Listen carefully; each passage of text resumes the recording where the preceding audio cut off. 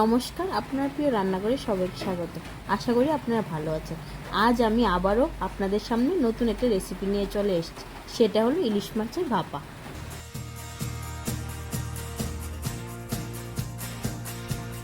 এই রেসিপিটা তৈরি করতে যা কিছু লাগছে আমি আপনাদের এক এক করে বলে দিচ্ছি। এখানে ইলিশ মাছের টুকরো 5টা নিয়ে নিয়েছি, লবণ, হলুদ, চিনি, সর্ষে, নারকেল কুড়োনো, সর্ষের তেল, কাঁচা লঙ্কা। এখন নারকেল, সর্ষে আর কাঁচা লঙ্কাটা পেস্ট করে নেব। এরকম একটা ছোট বাটি দিয়ে নারকেল কুড়োনো নিয়ে নিয়েছি, 3 চামচ সর্ষে নিয়ে নিয়েছি,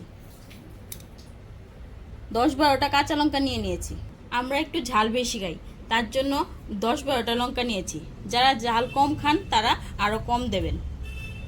এখন মিক্সির বাটির মধ্যে নারকেল, সরিষা, কাঁচা লঙ্কা এগুলো দিয়ে দিয়েছি। এখন ভালো করে পেস্ট করে নেব। আমি অল্প অল্প জল দিচ্ছি আর পেস্ট করে নিচ্ছি। আপনারা অল্প অল্প জল দেবেন আর পেস্ট করে নেবেন।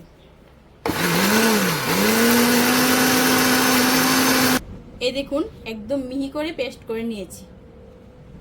এখানে একটা টিফিন বক্স নিয়ে নিয়েছি। টিফিন বক্সটার মধ্যে আমি মাছগুলো মেখে নেব।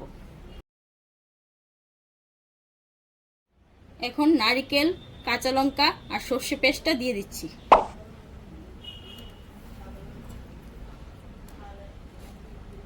এখানে 1 চামচ চিনি নিয়েছি, এটা দিয়ে দিচ্ছি।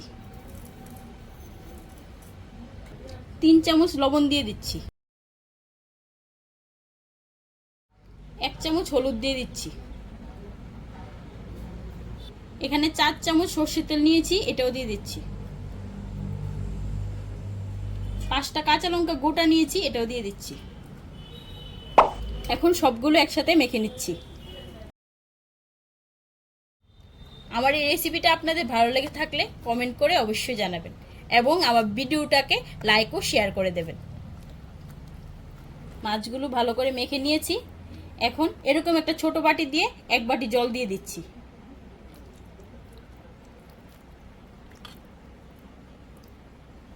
এখন টিফিন বক্সে ঢাকাটা লাগিয়ে নিচ্ছি। গ্যাসের উপর একটা কড়াই বসিয়ে দিয়েছি। এটার মধ্যে একটা স্ট্যান্ড দিয়ে দিচ্ছি। এখন কড়াইটার মধ্যে জল দিয়ে দিচ্ছি। বড় গ্লাস দিয়ে 2 গ্লাস। এখন গ্যাসটা জ্বালিয়ে দিচ্ছি জলটা গরম হওয়ার জন্য। জলটা গরম হয়ে গেছে।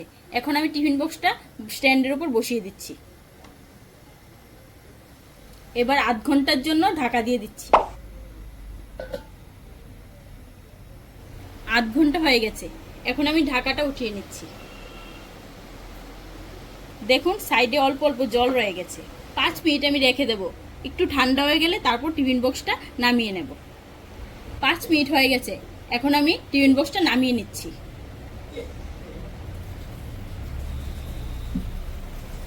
এখন টিফিন বক্সের মুখটা খুলে নিচ্ছি। দেখুন, কালারটা কি সুন্দর এসছে। তৈরি হয়ে গেছে আমার ইলিশ মাছের ভাপা রেসিপিটা। এখন আমি একটা পাত্রে নিয়ে নিচ্ছি। আমার এই রেসিপিটা আপনাদের ভালো লেগে থাকলে আমার চ্যানেলটাকে সাবস্ক্রাইব করে পাশে থাকা বেল আইকনটা ক্লিক করে দেবেন।